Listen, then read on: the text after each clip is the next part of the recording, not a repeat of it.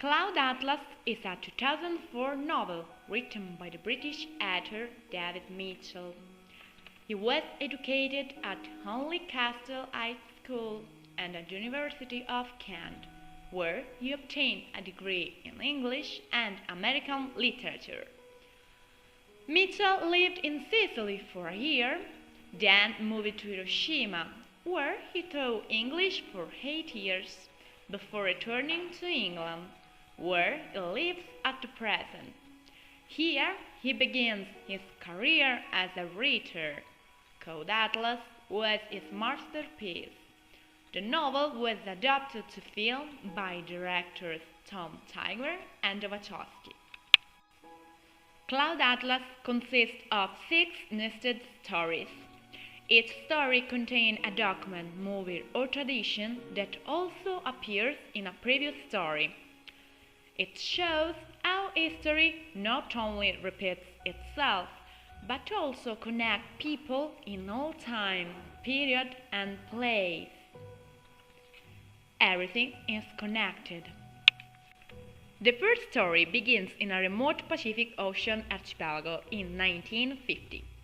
Adam Ewing is an American notary from San Francisco. Ewing witnesses a slave being flogged by a man. During the punishment, the victim sees pity in the eyes of Adam.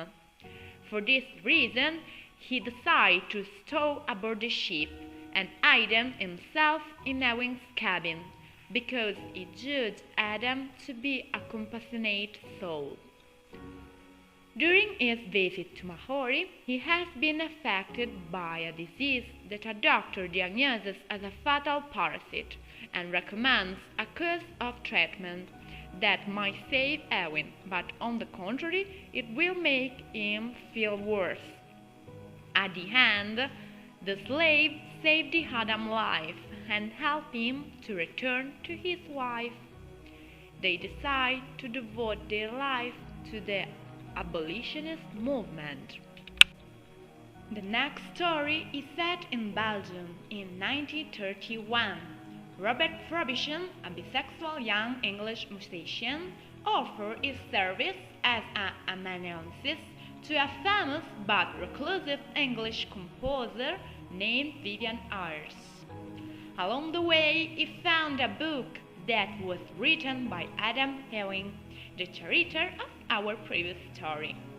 Every day, Robert writes a letter to his old friend and lover Rufus Sixsmith.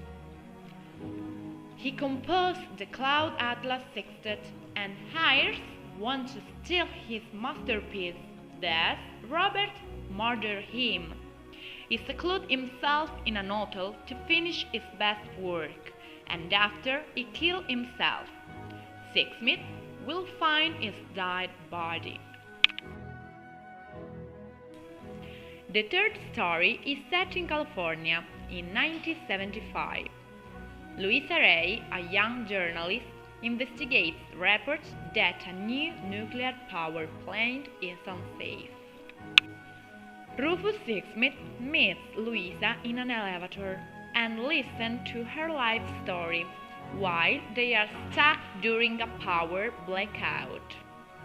Her late father was one of the few incorruptible policemen on the force. Louisa says she was willing to lay her life on the line for her journalistic integrity, because to do otherwise would be a mockery of her father's life. Sixsmith realizes he can't trust Louisa. Later, after the elevator power is restored, Sixsmith expressed to Louisa his concern about the nuclear power plant. Is said to have important information about, and they have an appointment in the hotel where Sixsmith stays. But when the reporter arrived, Rufus has just been murdered. Louisa managed to get hold of some of Frobisher's letters. At the end, she reports the truth about the nuclear central. The fourth story is comic in tone and set in Britain in present day. Timothy Cavendish is a press publisher, flees the brothers of his gangster client. Timothy asks help to his brother, who sends him into a remote hotel, which in fact turns out to be a nursing home from which Timothy cannot escape.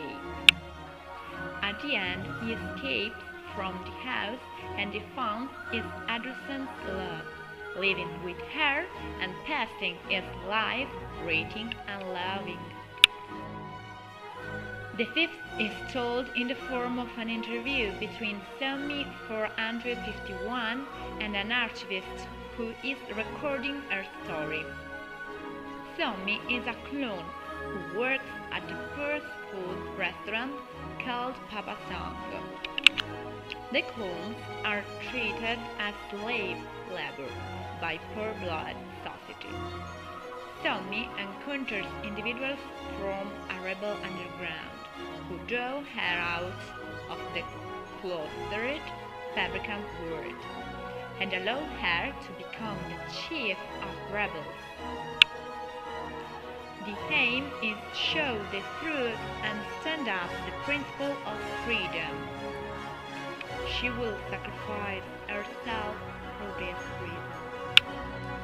The main character of the sixth story is Zachary, an old man who tells a story from his youth. He lives in a post-apocalyptic society. His people are peaceful farmers, but are often raided by a violent tribe. Zachary's people worship a goddess called Zombie, our previous character. The Big Island is occasionally visited and studied by a technological, sophisticated people known as the Presenters, who trade with the valley folk. One present, a woman called Meronim, comes to stay with the villagers. She observes their technology, culture, and practice. Meronim later requests a guide to take her to the top of the volcano, a place the villagers fear. Zachary reluctantly guides her.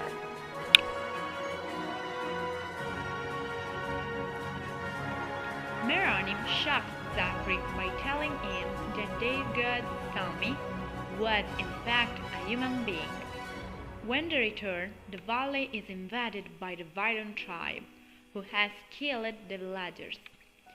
Zachary and Meronim escape.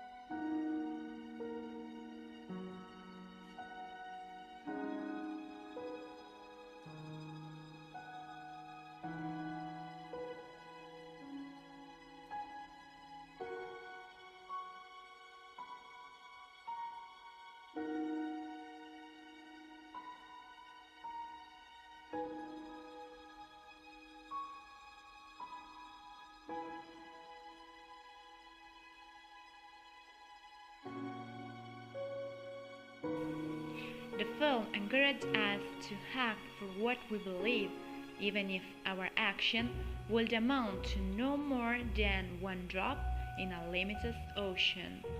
Remember, what is any ocean but a multitude of drops?